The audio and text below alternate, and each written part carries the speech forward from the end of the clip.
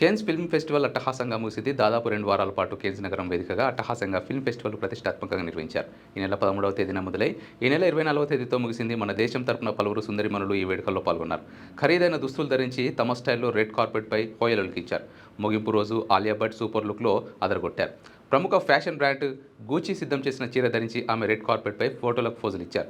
Cannes closing ఫెస్టివల్లో Alia looks మాత్రం ఎన్నటికీ మర్చిపోలేదు. భారతీయ సంప్రదాయ చీరకట్టులో ఆమె కనిపించింది. ఇక గూచీకి ఆలియా బ్రాండ్ అంబాసిడర్గా ఉన్న సంగతి తెలిసిందే. ఇదిలా ఉంటే ఈసారి వేడుకలకు భారత్ నుంచి చాలామంది సెలబ్రిటీలు హాజరయ్యారు.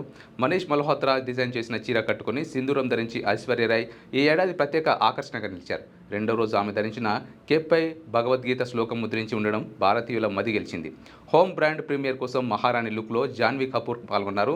కరణ్ జోహార్, ఈశాన్ ఖట్టర్తో కలిసి రెడ్ కార్పెట్పై ఫోటోలు దిగారు. పెళ్లి కూతురు అవతారంలో మోడల్ రుచి గుజ్జర్ ఇక్కడ సందడి చేశారు. ప్రధాని నరేంద్ర మోదీ ఫోటోలతో కూడిన నెక్లెస్ను ధరించి ఆకట్టుకున్నారు. మోడల్ సోనం షబ్రాసి వినూత్న డిజైన్తో ఉన్న గౌన్ను ప్రదర్శనలో ఆకట్టుకోవడం గమనార్హం.